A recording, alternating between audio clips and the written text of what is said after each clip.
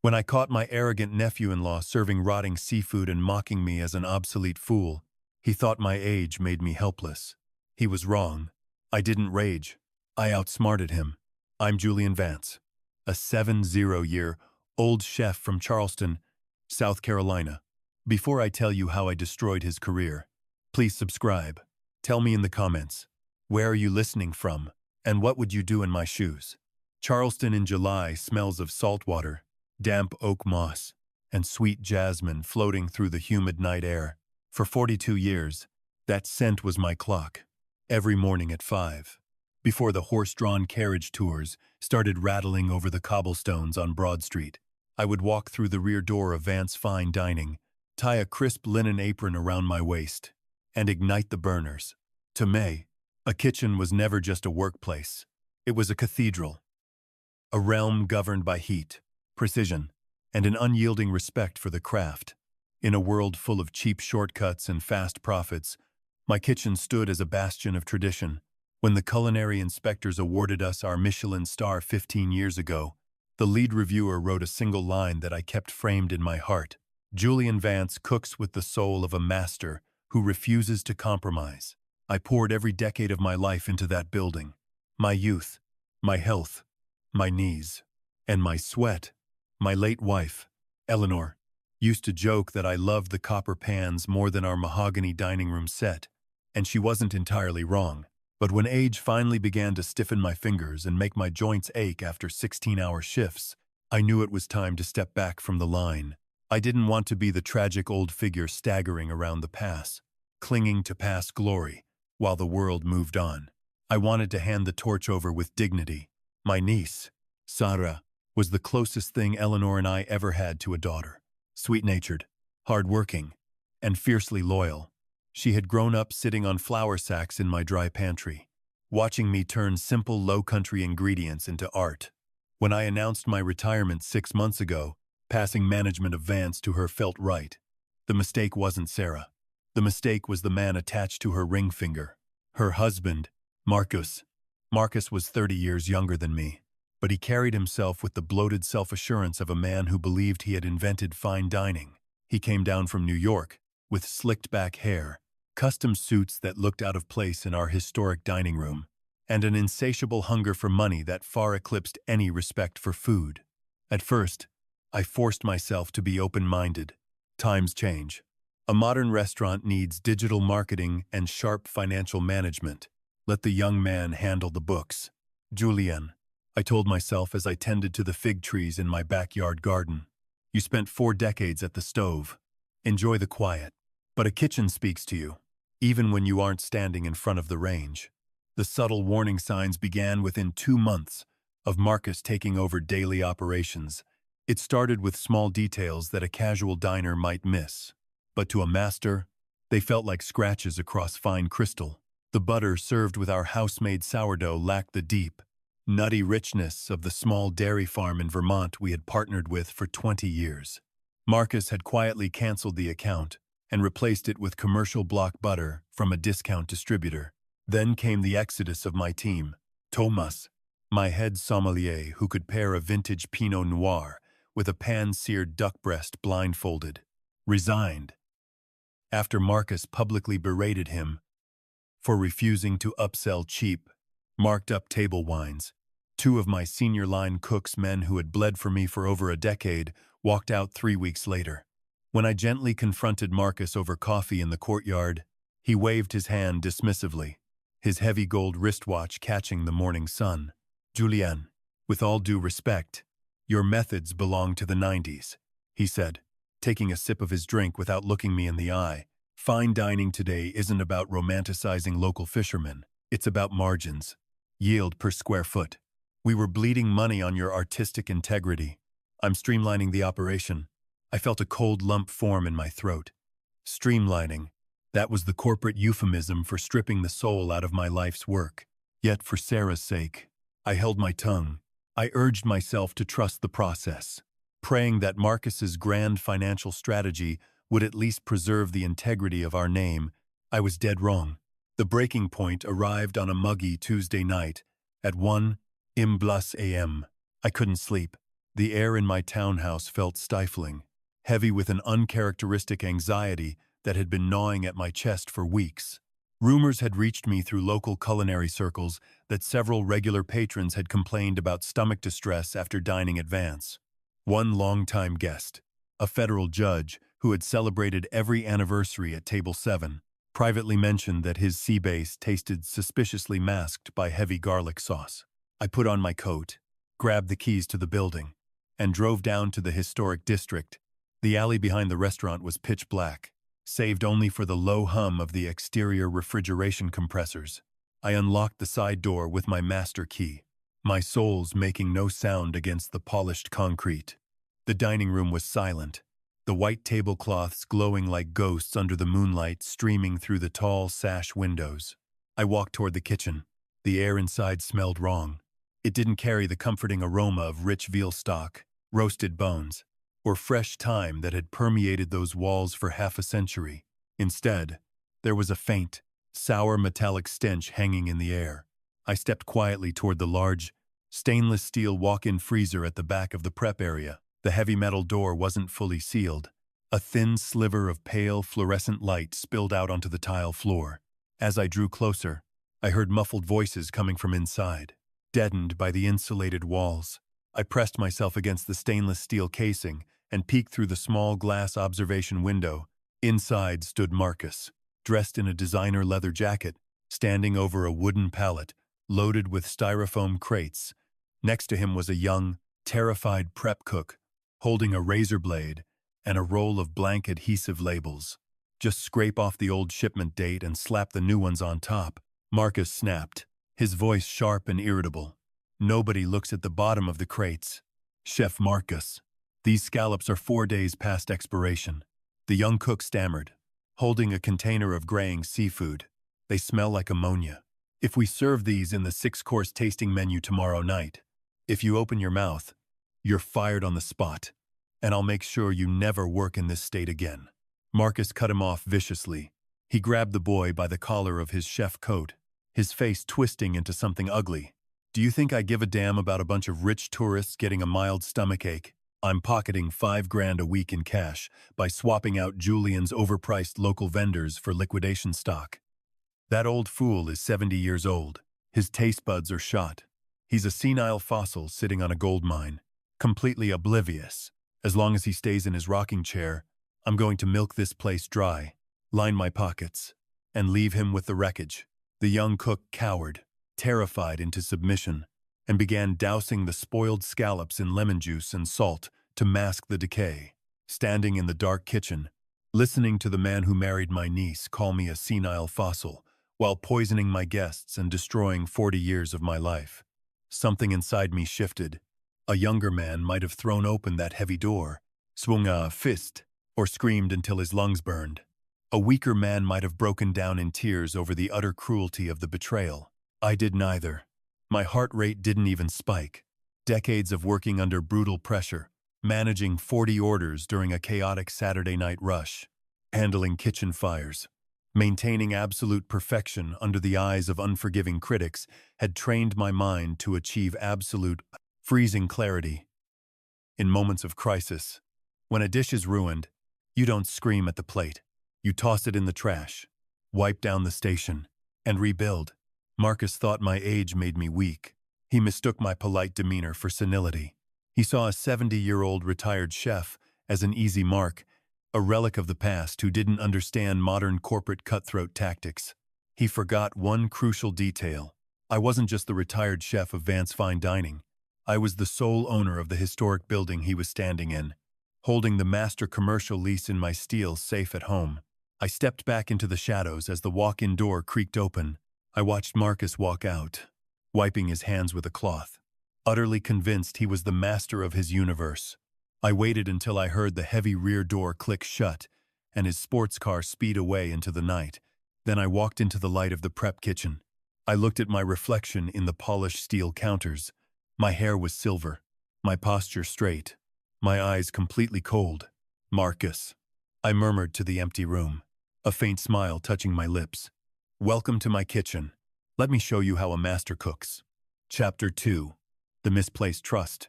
To understand how a man loses the work of a lifetime, you must understand how easily love can blind a wise mind. 6 months before I found myself standing in the dark alley behind Vance Fine Dining, listening to the sour stench of decaying scallops, I sat at table 4 in our main dining room. The morning sun was filtering through the floor-to-ceiling plantation shutters, casting long, golden slats across the dark mahogany tables. Sitting across from me was my niece, Sarah. She was 32, with the same bright hazel eyes as my late wife, Eleanor. Sarah had lost her parents in an automobile accident when she was just 12 years old. Eleanor and I took her into our home, raising her not as a relative, but as our own blood. While other teenagers spent their summers at the beach on Sullivan's Island, Sarah was in the kitchen with me, sitting on a flour sack, learning how to chiffonade basil without bruising the leaves, and how to listen to the crackle of searing butter to know its exact temperature. She possessed a gentle heart and a gifted palate, but she also carried a deep, quiet desire to please the people she loved. A trait that, in the hands of the wrong person, becomes a dangerous vulnerability. "Uncle Julian," she said softly that morning, reaching across the white linen to place her small hand over mine. "Are you sure about this? The restaurant is your whole life. My whole life used to be 40-hour weekends and 16-hour days." "Sarah," I said, offering her a reassuring smile, though my chest felt heavy. "My doctor says my arthritis won't survive another humid Charleston summer at the stove. It's time. You're ready. We're ready." A voice boomed from the foyer. Marcus walked in, stepping heavily over the historic heart pine floorboards. He was 35, tall with sharp, aggressively tailored suits, and a smile that never quite reached his cold, calculating eyes. Sarah had met him 2 years prior while attending a sommelier conference in Manhattan. He was a corporate hospitality manager who talked fast, dropped high-profile names, and boasted about revolutionizing asset yields in the food and beverage industry. When Sarah brought him back to Charleston and announced their engagement, I welcomed him with open arms. I assumed his corporate background would complement Sarah's culinary talent. I was wrong. Marcus didn't see Vance Fine Dining as an institution of culinary art. He saw it as a fat, unrefined pig ready for slaughter. The handover was official by late autumn. I retained sole ownership of the brick-and-mortar property, a 200-year-old historic building on Church Street that I had bought outright 30 years ago. However, I transferred the operating LLC and day-to-day management of the restaurant to Sarah and Marcus, granting Marcus the title of managing director and executive kitchen director. Think of it as a modern evolution. "Julian," Marcus told me during our final operational meeting, leaning back in my leather office chair and resting his polished leather shoes on my desk. "You built a fantastic foundation, but you're running a boutique, high-overhead museum. I'm going to turn Vance into a high-margin cash machine." I remember the chill that ran down my spine when he used the word cash machine. "Marcus," I replied, keeping my voice quiet and deliberate. "Our reputation isn't built on margins. It is built on 3 things: fresh local ingredients, impeccable technique, and absolute honesty with the guest. Our diners pay $200 a plate because they trust us. Trust doesn't pay quarterly dividends." "Olmen," he smirked, waving a hand dismissively. "Leave the numbers to me. Go play golf." I didn't play golf. Instead, I spent the first few weeks of my retirement tending to my backyard garden, forcing myself not to intrude. It is the hardest lesson for an old master, learning to keep your hands off the steering wheel when you hand the keys to the next generation. But the warning signs did not take long to surface. It started with the staff. Within 45 days of Marcus taking the helm, Arthur, my head sous chef who had stood by my side at the range for 14 years, came to visit me at my townhouse. He sat on my porch, staring down at his weathered, calloused hands. Refusing to drink the tea I poured him. He fired me, Chef Arthur said, his voice trembling with quiet humiliation. He said my salary was an unnecessary overhead expenditure. He hired 2 19-year-old culinary students at minimum wage to run the line. I felt a surge of cold fury, but I forced myself to remain calm. "Arthur, what about the prep? What about the stocks?" "There are no stocks anymore," Chef Arthur whispered, looking up at me with tears in his eyes. "He canceled our orders with the local bone suppliers. He bought commercial sodium powder base in 50-pound plastic tubs. He told the kids to double the butter and salt so the tourists won't notice. That afternoon, I drove straight to the restaurant. I found Sarah in the back office, buried under a mountain of invoices. She looked exhausted, dark circles bruised beneath her eyes. "Sarah, what is happening here?" I asked gently, placing my hat on the desk. "Arthur has been family to us for a decade. Why was he let go?" Before Sarah could speak, Marcus stepped into the office from the hallway, closing the door behind him. His eyes were cold, his posture defensive. "I fired him, Julian," Marcus said smoothly, leaning against the doorframe with his arms crossed. Arthur was stuck in his ways. He resisted every modern cost-saving measure I introduced. Do you know how much we were spending on local pasture-raised poultry and fresh-caught Atlantic grouper? It was absurd. It's not absurd, Marcus. It's why we have a Michelin star. I snapped, my voice rising for the first time. You don't serve factory farm chicken in a restaurant bearing my family name. Marcus took a step forward, towering over my sitting frame. His tone dropped into a low, insidious whisper, designed specifically to manipulate Sarah. "Sarah, tell your uncle what our net profit margin was last month," Marcus said softly. Sarah hesitated, looking nervously between her husband and me. It was up 18%. Uncle Julian, 18%. Marcus repeated, a triumphant sneer cutting across his face.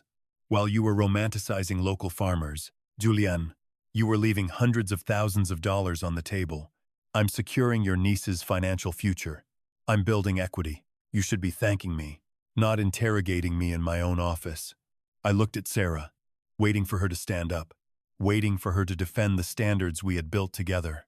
But she just looked down at her hands, completely under his spell. Marcus had spent months convincing her that my traditional ways were old-fashioned stubbornness, and that his ruthless corporate cutbacks were an act of love to protect her. "Sarah," I said quietly, looking directly into her eyes, "is this what you want?" "Uncle Julian," she stammered softly, her voice barely a breath. "Marcus is he's trying to make sure we're stable. Times are hard. Food costs are skyrocketing. Maybe we do need to adapt a little." In that moment, my heart broke, not because of Marcus.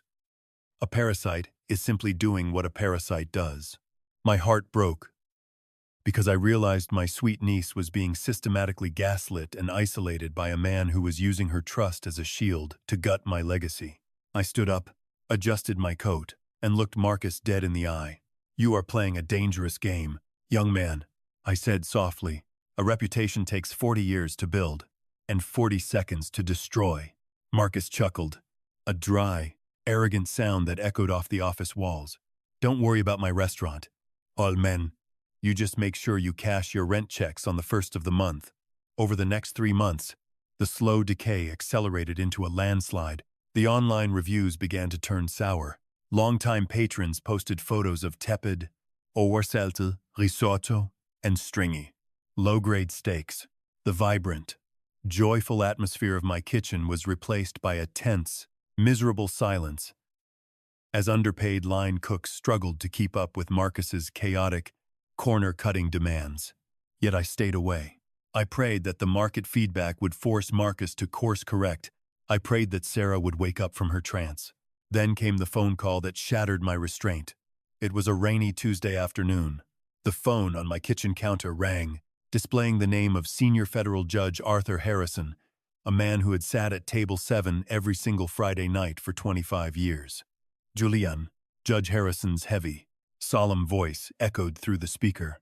"I'm calling you as a friend. Notre patron." My stomach tightened. "What happened?" "Arthur, my wife and I dined at Vance last night," he said, his tone laced with deep disappointment. "The service was rushed. The butter was rancid, and the Wagyu steak I ordered tasted unnatural. It had a sour, metallic tang, masked under a thick, salty garlic glaze.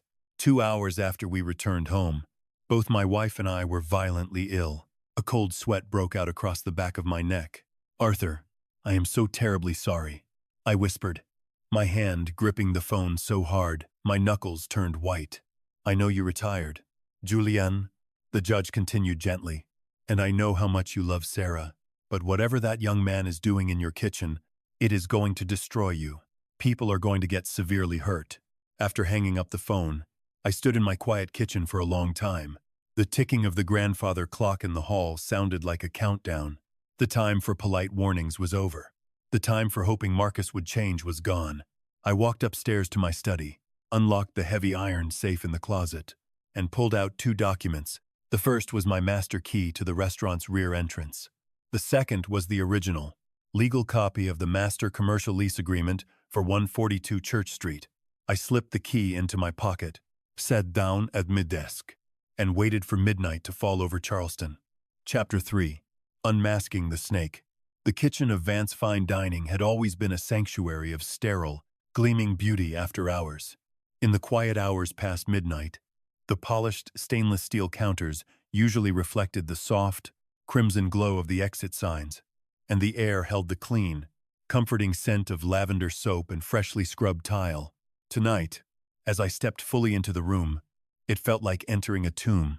The metallic smell of sour shellfish hung heavy in the air, mixed with the sharp, artificial sting of lemon concentrate that the young prep cook was frantically spraying over crates of graying scallops. I stepped out from the shadows near the dishwashing station, my leather shoes clicking softly against the floorboards. "Put the spray down, son," I said softly. The young prep cook gasped, dropping the plastic bottle. It clattered against the stainless steel table, liquid pooling across the metal. He turned pale, his eyes wide with absolute terror as he recognized me. Marcus, who was standing over a stack of forged meat invoices with a black marker in his hand, spun around. For a split second, a flash of genuine panic crossed his face, the instinctual flinch of a thief caught with his hand in the vault. But just as quickly, the panic melted away, replaced by a dark, arrogant sneer. He set the marker down slowly, leaning his hips against the prep table, crossing his arms over his chest. Well, Marcus said, his voice dripping with condescension. "The ghost of culinary past has returned to haunt us. What are you doing here at 1 a.m? Julian, wandered off from your retirement home." I didn't answer him right away. I walked slowly over to the stainless steel cart holding the seafood crates. I reached down, picked up a scallop, and held it up to the harsh fluorescent light. It was limp, bruised, and released a faint, sulfurous vapor that made my eyes sting. 4 days past its discard date, I said quietly, my voice steady, carrying no anger. Only a cold, heavy truth. You retagged them. You doused them in acid and heavy salt to fool the line cooks, and you served them to my guests. Senior federal judge Harrison and his wife are currently violently ill in their home because of what you put on their plates tonight. Marcus didn't blink. He didn't offer an excuse. Instead, he let out a sharp, mocking bark of laughter that echoed off the tiled walls. "Harrison," Marcus sneered, shaking his head. "That old goat has been dead from the neck down for 10 years. His stomach couldn't handle a glass of milk, let alone rich food. You're losing your mind. Olmen, this is poison." "Marcus," I said, setting the spoiled scallop back down and looking him dead in the eye. "You are serving trash in my kitchen. You are falsifying health logs, defrauding suppliers, and putting human lives at risk for a few $1,000s in off-the-books cash. Your kitchen," Marcus snapped, his posture shifting instantly. He pushed off the table and took 3 aggressive steps toward me, closing the distance until he was towering over me. His face inches from mine. The mask of the polished, modern executive was completely gone. In its place was the raw, toxic venom of a parasite cornered in the dark. "Let's get one thing straight. Julian," "Hey," he said, his eyes narrowed into slits. "This isn't your kitchen anymore. You gave it up. You were too old, too weak, and too damn stubborn to run a real business. You sat in this building for 40 years playing the noble artist while the rest of the world got rich." The young prep cook cowered in the corner, trying to make himself invisible. Marcus didn't care. He raised his voice, shouting into my face, letting every drop of his long-suppressed resentment pour out. "Look at you." Marcus laughed bitterly, gesturing at my gray hair and my vintage wool coat. "You're a washed-up senile fossil. Your taste buds are garbage. You think people come here for your soul. They come here because of the marketing campaign I built. They come here for the status I created. You didn't build this status. Marcus, I replied quietly, staring into his bloodshot eyes without flinching. You inherited a crown. You are completely unqualified to wear. That struck a nerve. Marcus's face turned a mottled, furious red. He slammed his heavy fist down onto the stainless steel counter with a deafening crack that made the prep cook jump. I run this place now. Marcus roared. Sarah signed the operational control over to me. I own the LLC. I control the bank accounts. And if you try to say a single word to the press, or to the health board, or to your precious little country club friends, I will ruin this family. He leaned in closer, his voice dropping into a cruel, calculated whisper. I will drain every cent out of Sarah's personal savings. He said softly, a sickening smile touching his lips. I will file for bankruptcy under the restaurant's name, strip the assets, and leave your beloved niece deeply in debt before I walk away. She will be ruined, Julian, and it will be entirely your fault, because you couldn't keep your old, useless nose out of my business. For 3 long seconds, the kitchen fell into complete silence, save for the hum of the dying freezer unit. Inside my chest, a profound wave of grief washed over me, not for myself, and certainly not for the insult to my pride. I felt a deep, aching pain for Sarah, for my sweet, innocent niece who had let this venomous snake into her heart. Unaware that he was holding a knife to her throat, I saw, with terrifying clarity, the depth of his malice. He didn't just want money. He wanted total control. And he was willing to burn my entire life's work to the ground just to prove he could. I closed my eyes for a single breath. I let the pain wash through me. I let the sorrow for my ruined legacy burn away until there was nothing left inside me except pure, refined steel. When I opened my eyes, the warmth was gone. The hurt was gone. The master chef had returned. In a professional kitchen, when a fire breaks out on the line, "En amateur panics," he screams. He throws water on grease. He makes the inferno worse. But a true master chef doesn't panic. He calmly reaches for the fire extinguisher, turns off the gas line, and eliminates the fuel source with methodical, mathematical precision. Marcus thought he was threatening a frail, helpless old man. He thought he held all the cards because he had Sarah's signature on a piece of corporate paper. He had no idea that he had just handed me the key to his own destruction. I didn't yell. I didn't raise my fist. I didn't even raise my voice. Instead, I looked at Marcus with a quiet, almost pitying calm. I reached up to my lapel, adjusted the collar of my coat, and slowly untied the crisp linen chef's apron that was still hanging on a hook beside the pass, the apron I had worn for 40 years.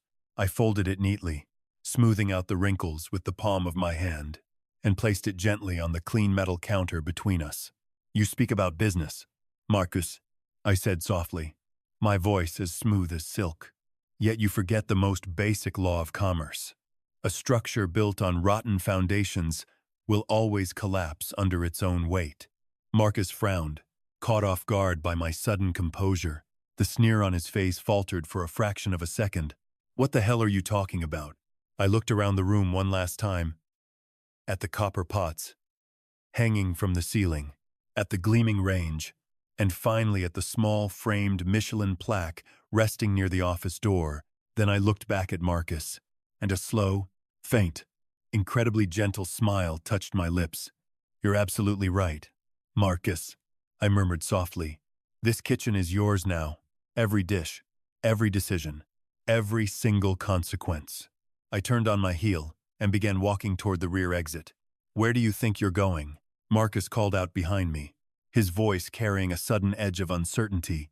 You think you can just walk out of here after questioning my authority? I stopped at the doorway, my hand resting on the brass handle. I didn't turn around. Enjoy every minute of it. Marcus, I said softly into the quiet alley air, because tomorrow night, you are going to cook the most important meal of your life. I stepped out into the humid Charleston night, closing the door behind me with a soft, final click. Chapter 4. The Quiet Counter Move. The damp morning air of Charleston swept through the tall windows of my study on South Battery Street as the sun rose over the harbor. It was 6:00 m. While Marcus was likely sleeping off his late-night arrogance, I sat at my antique mahogany desk with a warm cup of black coffee, surrounded by 40 years of neatly organized documents. When anger burns in a young man, it blinds him. But when an old man seeks justice, his calm becomes his greatest weapon. I reached into the top drawer of my desk and retrieved a thick, leather-bound folder. Inside was the document Marcus had completely overlooked in his blind rush for profit: the master commercial lease agreement for 142 Church Street. Marcus possessed the operating license for the business, but I owned the soil, the historic brick walls, the water lines, and the very roof over his head. I put on my glasses and turned to Section 18, a standard, high-level clause in historic commercial real estate that I had personally insisted my attorney draft 30 years ago. It read, "The leaseholder reserves the absolute right to terminate this agreement immediately, and without prior notice, should the lessee engage in unlawful activity, gross negligence threatening the structural or reputational integrity of the property, or severe moral turpitude on the premises." I closed the folder, picked up my phone, and dialed a number I had kept in my contacts for 15 years. "David," I said when the voice answered on the second ring, "it's Julian Vance. I need your legal team at my house in 30 minutes. Bring a notary." David Miller had been my corporate attorney and confidant through every major contract of my life. Wyszedłem 30. He was sitting across from me, reviewing the evidence I had collected over the past 48 hours. Digital photographs of the relabeled, rotting seafood crates, stamped receipts from sketchy liquidation distributors, and a sworn written statement from the terrified young prep cook who had called me in tears at dawn.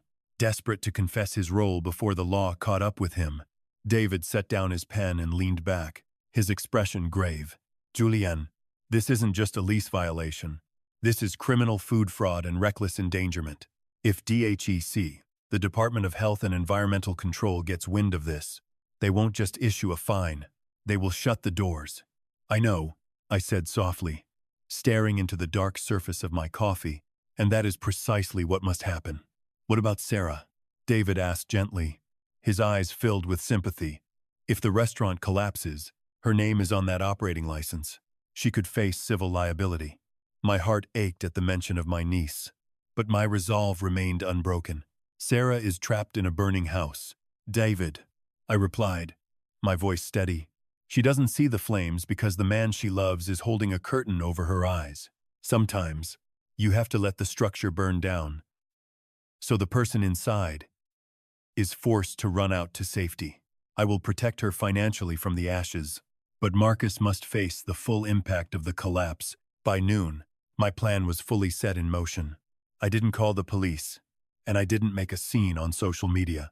Instead, I placed 2 anonymous, highly detailed tip calls to the regional director of DHEC and the South Carolina Department of Revenue, attaching high-resolution, time-stamped images of the walk-in freezer and forged meat invoices. I knew how the bureaucracy worked. A routine complaint gets buried under paperwork for weeks, but a verified report of severe foodborne contamination involving a high-profile establishment backed by physical evidence requires immediate emergency intervention, and I timed it with surgical precision. Tonight was the annual Charleston Heritage Gala, the most prestigious culinary event of the summer season.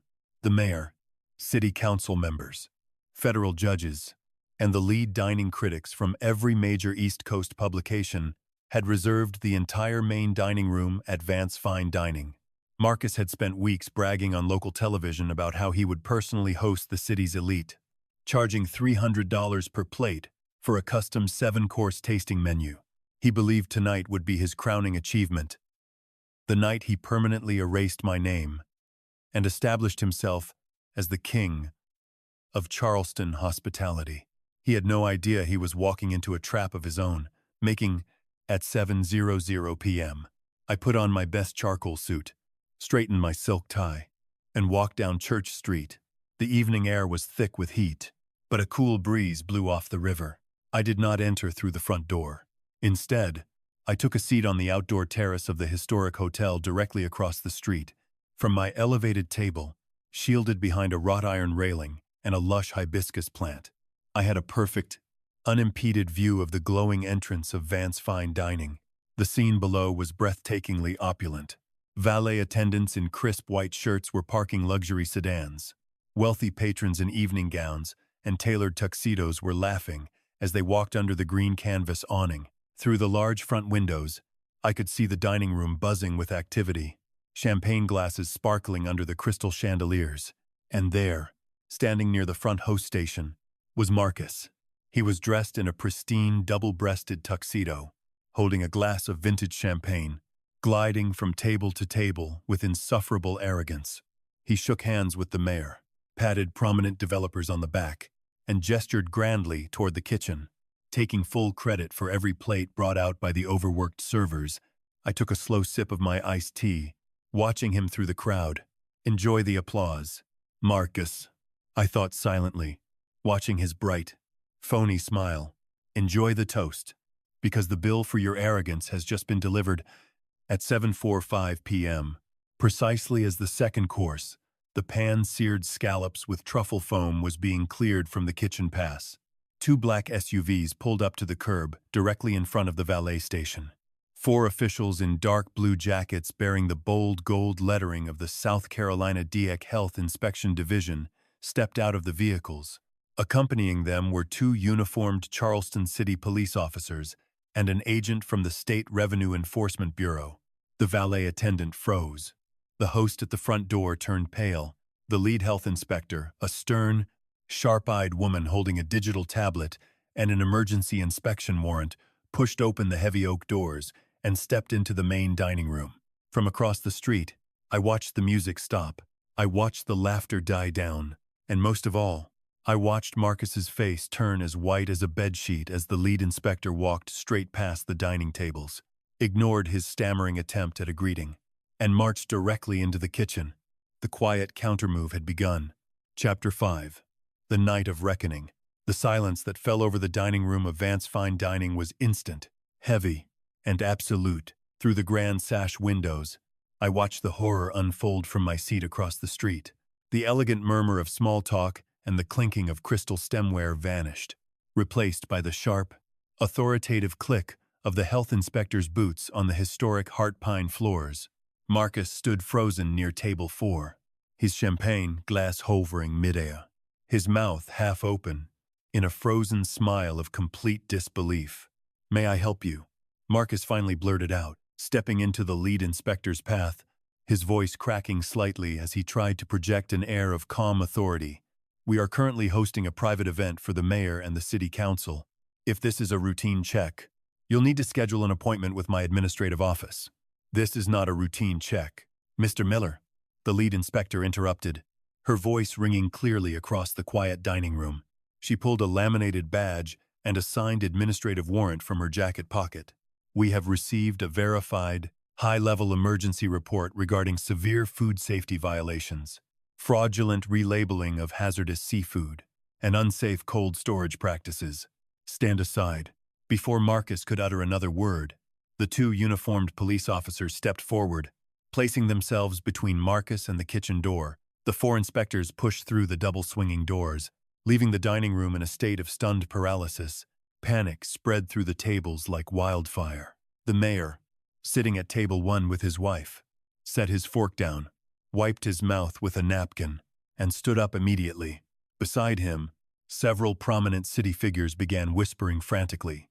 Within 3 minutes, guests were pushing their chairs back, leaving half-eaten plates of food, and heading straight for the coat check and the exit doors.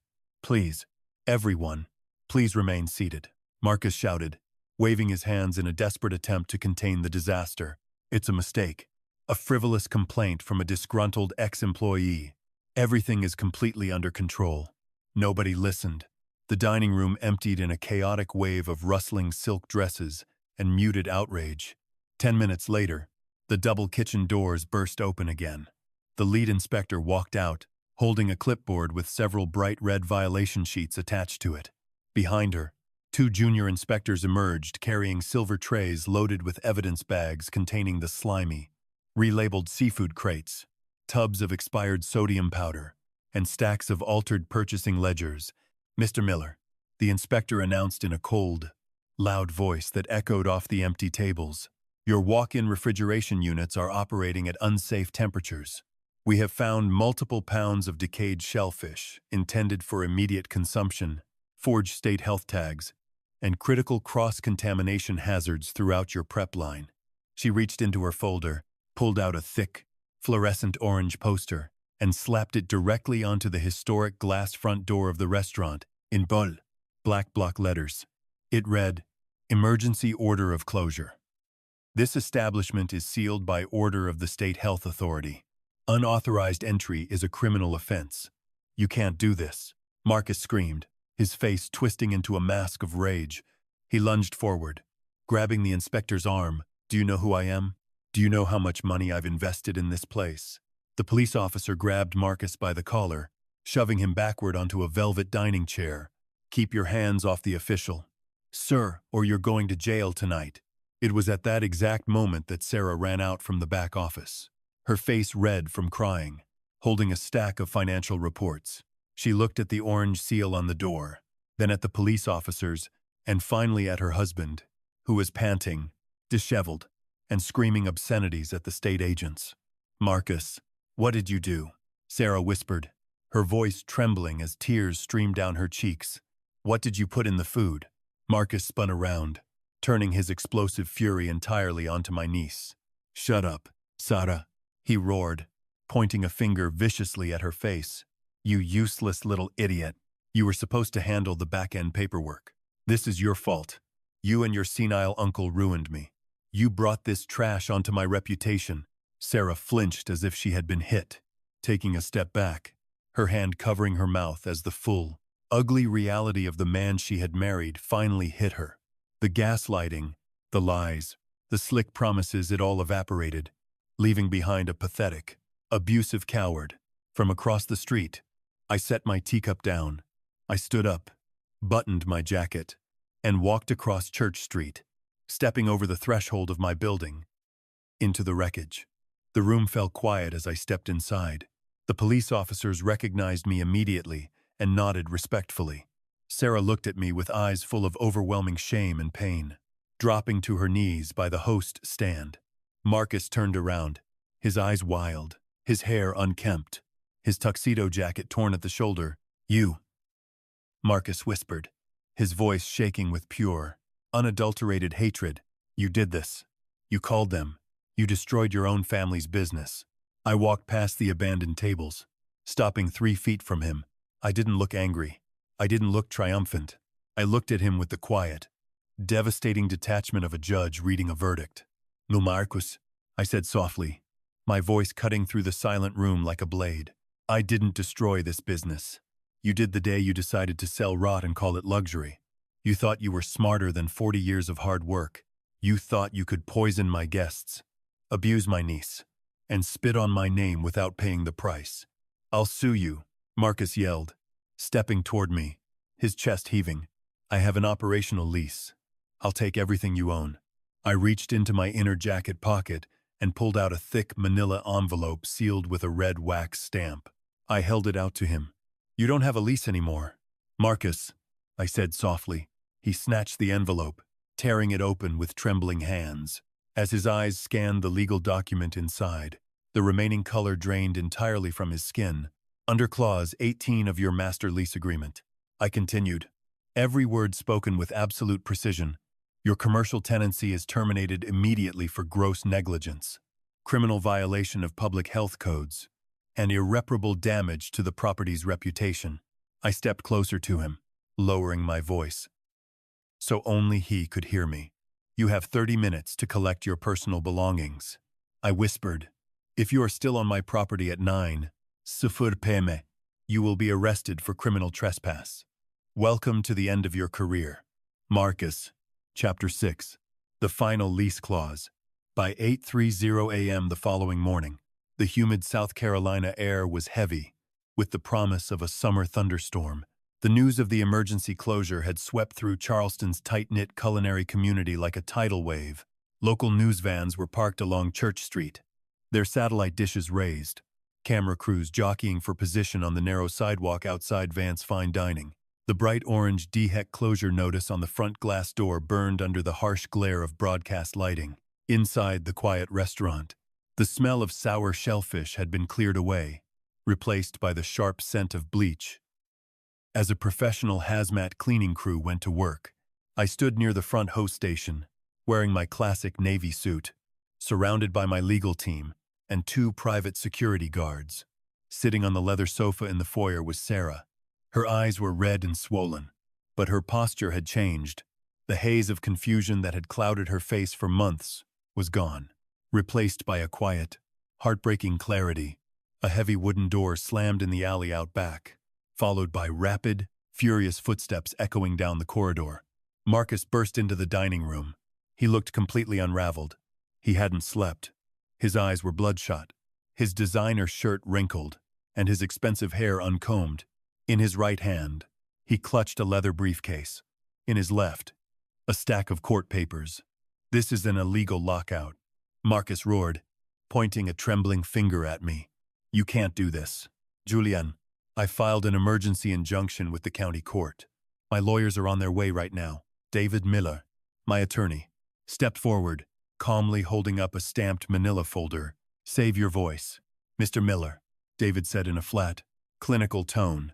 "Judge Harrison, which, as you know, spent his evening recovering from food poisoning caused by your kitchen, signed the emergency eviction order at 7:00 a.m. this morning. The court has recognized the immediate enforcement of Clause 18. Marcus stopped in his tracks, his eyes darting frantically between David and me. "Clause 18.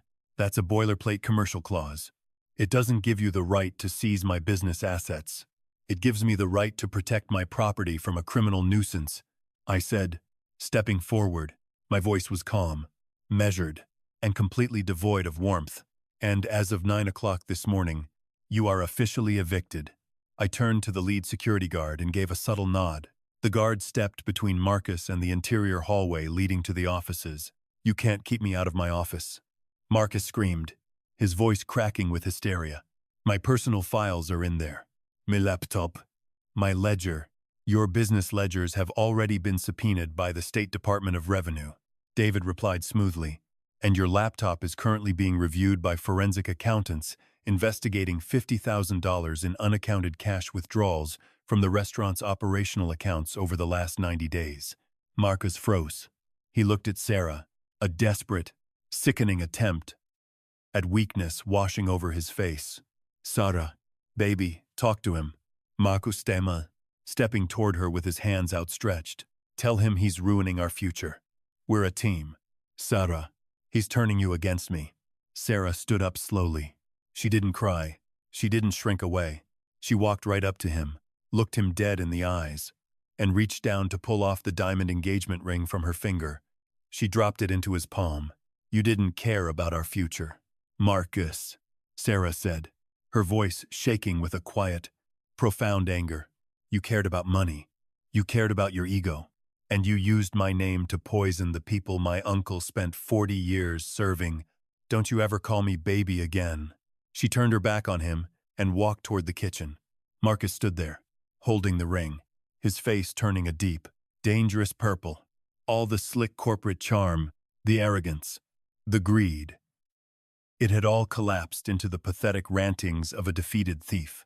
"I will destroy you both," Marcus screamed, turning his venom back onto me. "I'll open a new place across town. I'll take every customer you have left. I'll put my name on every billboard in this city." I didn't answer him with words. Instead, I reached into my coat pocket and pulled out a heavy metal toolbox set. I walked past Marcus, pushed open the front glass door, and stepped out onto the sidewalk under the bright lights of the local news cameras. The reporters shoved microphones toward my face, shouting questions all at once. "Chef Vance, is the restaurant closing permanently? Chef Vance, what do you say about the health department findings?" I ignored the cameras. I walked over to the brass plaque mounted beside the front entrance. A custom-engraved brass plate that Marcus had installed 3 months ago.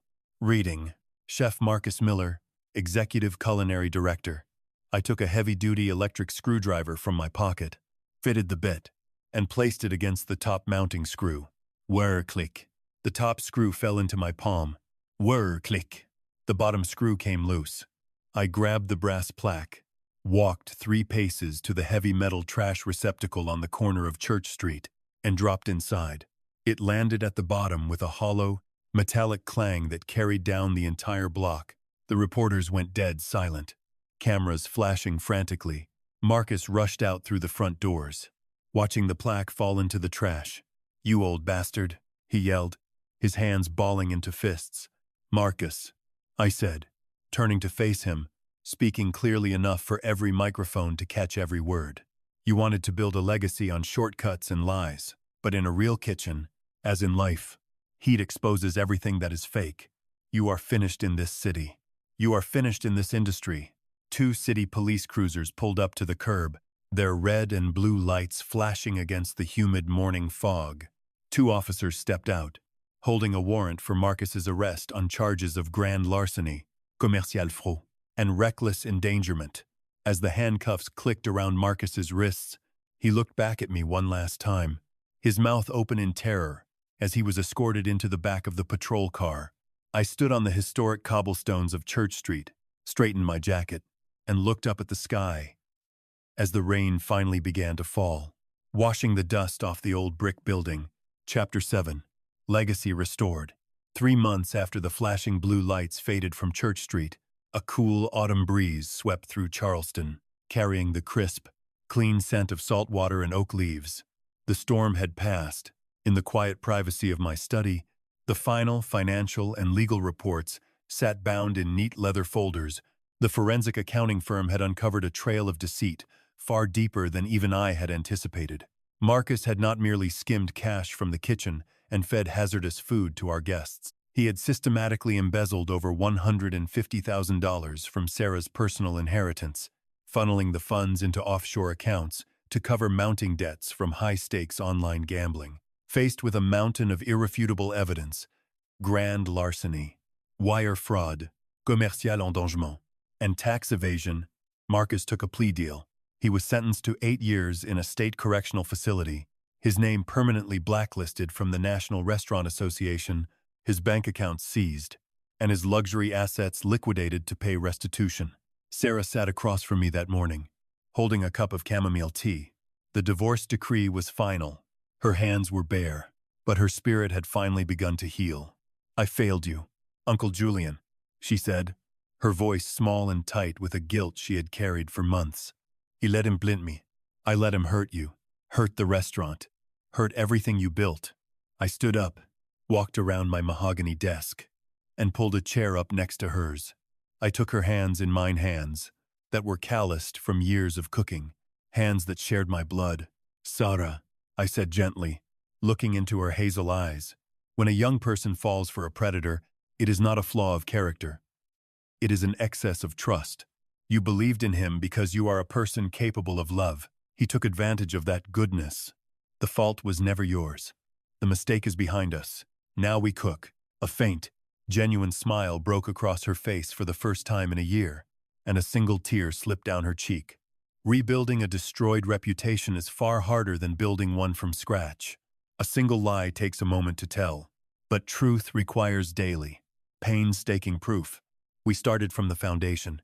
I personally called Arthur, my old head sous chef, when he walked back through the kitchen door of Vance Fine Dining, his apron folded under his arm.